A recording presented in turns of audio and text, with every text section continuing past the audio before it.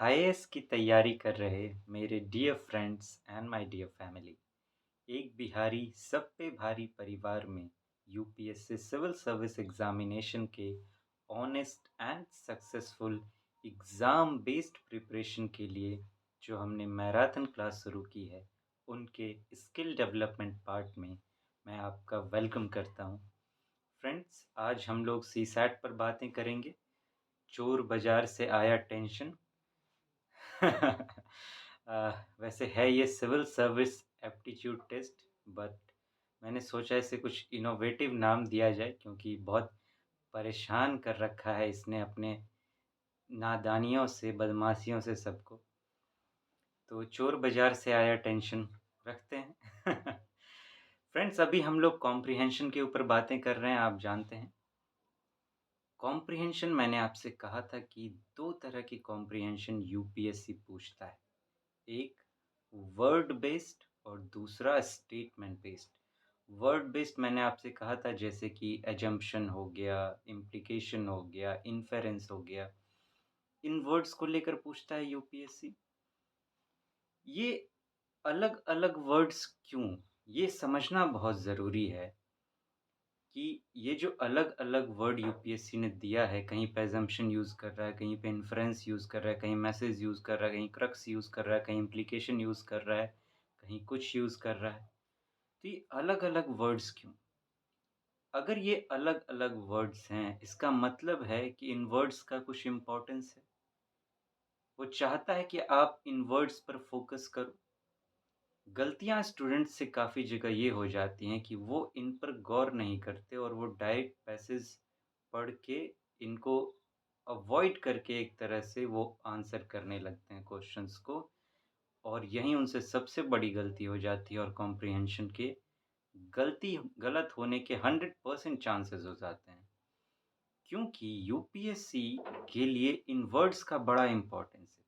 जैसे मेंस की answer writing की बात करें, तो वहाँ उन कीवर्ड्स का बड़ा इम्पोर्टेंस है, वो जो आते हैं डिस्कस, क्रिटिकली एग्ज़ामिन, क्योंकि वही बताते हैं कि आप किस डिज़ाइन से आंसर लिखोगे।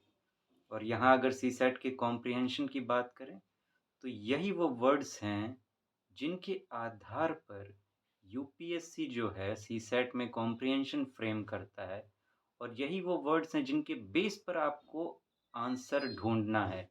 अगर आपने इन्हें अवॉइड किया, तो यकीन मानिए कि आपका 99% से ज़्यादा चांसेस रहेंगे कि आपका जो पैसेज है, आपका जो कॉम्प्रिहेंशन है, वो गलत होने वाला है। क्यों? क्योंकि इनमें कुछ गहरी मीनिंग छुपी हुई होती है और ये सब अलग-अलग हैं। इनके इनको ध्यान में रखते हुए फिर हमें पैसेज में ढूँढना होता है कि ये चीज़ें कहाँ हैं। अगर आप इन्हें अवॉइड करेंगे तो फिर आप तो सब चीज़ों को एक जैसा देखेंगे, सारे कॉम्प्रिहेंशन को एक जैसा देखेंगे। तो फिर एक जैसा ही आंसर ढूँढेंगे और यहीं हम फँस जाते हैं। शुरुआत में स्टूडेंट से जो गलतियाँ होती हैं बहुत ज़्यादा, मैं अपनी ही बात करूँ पर्टिकुलरली, तो जब मैंने इसको सीखने की शुरुआत की थी, तो इतनी गलतियाँ होती थी कि क्या बताऊँ। 4 बना रहा हूँ तो चारों के चारों गलत, 5 बना रहा हूँ, पाँचों के पाँचों गलत, कभी 5 बना रहा हूँ तो 4 सही, 3 सही। मतलब ऐसा फ़ॉर्च्यूनेशन बहुत कम होता था कि आप पाँचों में पाँचों सही कर पा रहे हैं। अगर जितने भी आप बना रहे हैं उतने के उतने आपके सही हो रहे हैं, या 1-2 गलती हो रही है, बाकी सब सही हो रहा है, ऐसा फ़ॉर्च्यूनेशन बहुत कम होता था। अब चूँकि मुझे एक अलग पर्पज़ के लिए सीखना था कि ताकि मैं सिखा सकूँ, तो मुझे बहुत गहराई में उतरना पड़ा, इसके बहुत रिसर्च किया मैंने, इस पर बहुत डेप्थ में उतरा कि वहाँ तक पहुँचा जाए कि ना सिर्फ़ सारे के सारे सही होने चाहिए, बल्कि कुछ ऐसा यूनिक चीज़ें ढूँढी जाएँ यहाँ से कि गलत होना तो बहुत दूर की बात है, पैसेज मैं ना भी पढ़ूँ तब भी मैं आंसर दे सकूँ। इनोवेटिव चीज़ें ढूँढना मुझे अच्छा लगता है, और इस एग्ज़ाम के लिए उसकी ज़रूरत भी है आपको, क्योंकि कई पैसेज ऐसे होंगे, अभी कॉम्प्रिहेंशन की बातें कर रहे हैं तो यहीं ठहरते हैं। कई कॉम्प्रिहेंशन ऐसे भी होंगे जो जिसमें कुछ कॉम्प्लेक्स लैंग्वेज यूज़ किए रहते हैं। अगर 20-25 यूपीएससी कॉम्प्रिहेंशन पूछता है, 25 से ज़्यादा ही पूछता है। उसमें 4-5 ऐसे होते हैं जिसमें complex language, scientific language use की हुई होती है। वहाँ कुछ आपको यूनिक चाहिए। तो फ्रेंड्स, तो वर्ड बेस्ड कॉम्प्रिहेंशन पर अभी हम बातें कर रहे हैं, काफ़ी वर्ड्स पर हम बातें कर चुके हैं। इतना मेरे कहने का मकसद बस इतना था कि मैं आपको यकीन दिलाऊँ कि इन वर्ड्स का बड़ा इम्पोर्टेंस और ये समझना आपके लिए बहुत ज़रूरी है। वो भी इनका मीनिंग ऐसा कि कॉम्प्रिहेंशन आप सॉल्व कर सकें। कॉम्प्रिहेंशन सॉल्विंग बेस्ड मीनिंग आपको जानना बहुत ज़रूरी है। अब देखिए, मीनिंग कुछ ऐसा होना चाहिए कि जैसे ही आप इन वर्ड्स को देखो कि खटाक से दिमाग में कुछ क्लिक करे, ये इसका मीनिंग है। उसके लिए मीनिंग को आप 2 टर्म्स में देख सकते हैं। एक तो ऐसा कुछ होना चाहिए जो आपका मदर टंग टाइप हो कि जिससे आप हमेशा जिस लैंग्वेज में आप यूजुअल रहे हों, तो वो चीज़ें दिमाग में खट से आ जाती हैं। उसके बाद क्या देखना है कि अगर यूपीएससी ने ये पर्टिकुलर वर्ड यहाँ पे यूज़ किया है एक पैसेज के साथ में, तो किसी न किसी पर्पज़ से किया है। तो इस वर्ड का पर्पज़ क्या है वो भी देखना ज़रूरी है और last but not the least कि इसकी कॉम्प्रिहेंशन को सॉल्व कैसे किया जाए अगर ये वर्ड दिया हुआ है। आइए फ्रेंड्स, नए वर्ड की तरफ चलते हैं। ऑलमोस्ट तो हम काफ़ी सारे वर्ड्स कर चुके हैं, 1-2 और बच गए हैं।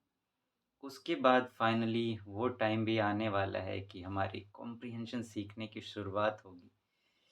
ये सारे पार्ट्स तो उसी के हैं, बट हम क्वेश्चंस को लेकर बातें करना शुरू करेंगे और फिर हमें उस स्टेज तक पहुँचना है स्टेप बाय स्टेप। बिल्कुल हड़बड़ाना नहीं है हमें, बिल्कुल आराम से आगे बढ़ना है। स्टेप बाय स्टेप वहाँ तक पहुँचना है कि मैं आपको 2 टर्म्स में सिखाऊँगा। एक, आपके सामने पैसेज है और आपको सॉल्व करना है विदिन टाइम फ्रेम जो यूपीएससी का चैलेंज है। और दूसरा ये कि अगर इमरजेंसी सिचुएशन है कि अब बहुत कम टाइम बच गया है और अभी भी 1-2 2-3 क्वेश्चन ऐसे हैं जो आपके रह गए हैं, लेकिन उतना टाइम नहीं है कि आप उसको सॉल्व कर पाओ, कॉम्प्रिहेंशन है वहाँ पे बचा हुआ, तो उस इमरजेंसी में आप कैसे सॉल्व करोगे? तो आइए फ्रेंड्स नेक्स्ट वर्ड पे चलते हैं। नेक्स्ट वर्ड है इंटेंट। ऐसे वर्ड्स आपको मिलेंगे। Which of the following options reflects as to what the author intends to say? तो ये इंटेंट क्या है? इंटेंट को देखते हैं कॉम्प्रिहेंशन बेस्ड मीनिंग उस तरीके से। मीनिंग की बात करें तो कोई खास बात या असली बात सामने लाने का इरादा रखना। जब इंटेंट हो तो पैसेज में कुछ इस तरीके से पैसेज होगा कि कोई इवेंट घटा है, लेकिन असल बात उसमें छुपी हुई रहती है।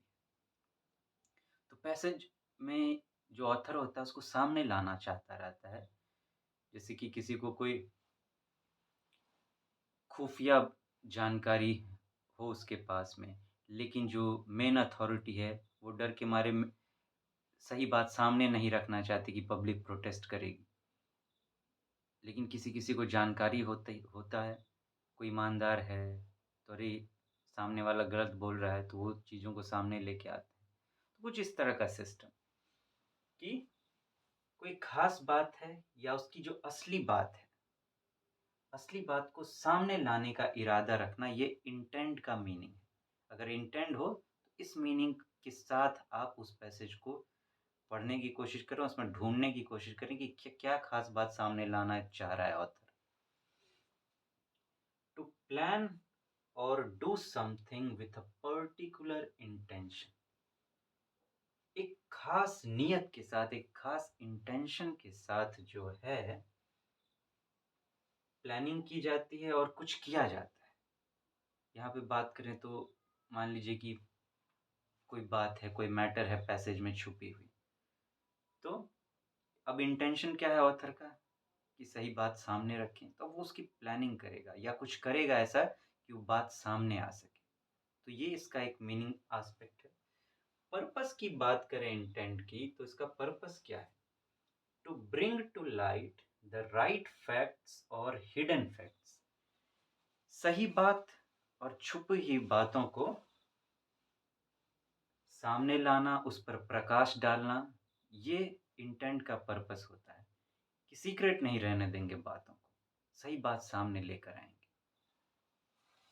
To understand the intention of someone for doing something.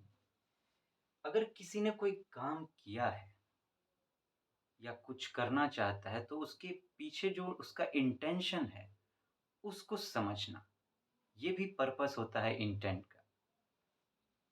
How to solve, अब बात आती है कि सॉल्व कैसे करें। First, find core.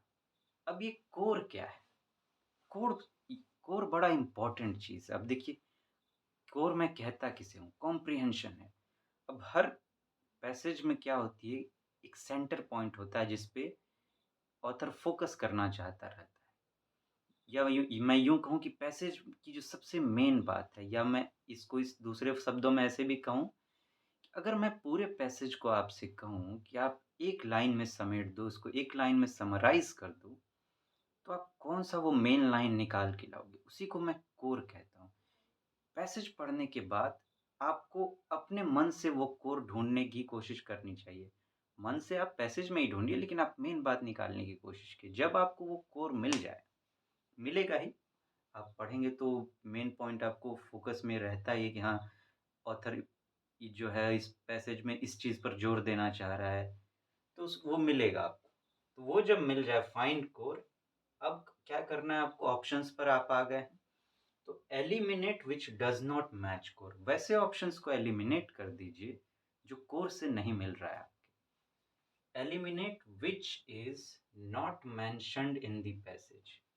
अब कोई-कोई ऑप्शन में ऐसे-ऐसे वर्ड्स दिए हुए रहते हैं या कोई ऐसा स्टेटमेंट दे दिया जाता है, जो हो सकता है सही तो हो, क्योंकि यूपीएससी फँसाने के लिए आपको स्टेटमेंट तो सारे सही ही देगा। तो सही तो हो, आपके ज्ञान के नॉलेज के आधार पर वो सही हो सकता है, लेकिन पैसेज के अकॉर्डिंग हो सकता है वो सही ना हो। तो इस बात का आपको ख़ास ध्यान रखना है कि जो भी आंसर आप ढूँढें, वो पैसेज के बेस पर ही होना चाहिए। अगर उससे नहीं मिल रहा है, तो उसे भी आप एलिमिनेट कीजिए। Avoid extreme words. कुछ एक्सट्रीम वर्ड्स कभी-कभी आपको कुछ-कुछ ऑप्शंस में मिलेंगे, जैसे ओनली, नेवर, ऑलवेज़, ऑल, ये सब जो वर्ड्स हैं, ये एक्सट्रीम वर्ड्स हैं। इन वर्ड्स को अवॉइड कीजिए। इन ऐसे ऑप्शंस अगर हैं, तो उन्हें छाँट दीजिए। यूपीएससी को ये एक्सट्रीम वर्ड्स बिल्कुल पसंद नहीं है। वो उसको देता है इसलिए कि आप उसको छाँट के हटाओ, उस पर गौर कर सको। तो समझिए एक तरह से चाबियाँ हैं ये ताले खोलने की ऑप्शंस की। Avoid irrelevant ones using words from own side. ये बड़ा इंटरेस्टिंग है। कभी-कभी होता क्या है कि एक आध ऑप्शन आपको ऐसा मिलेगा कि उसमें ऑप्शंस में अब जो पैसेज में है वो रिलेटेड उसी से, और टॉपिक भी वही है।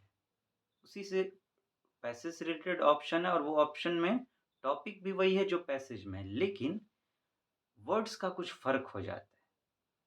जैसे कि मान लीजिए फूड सिक्योरिटी पर आया हुआ है एक पैसेज, ठीक?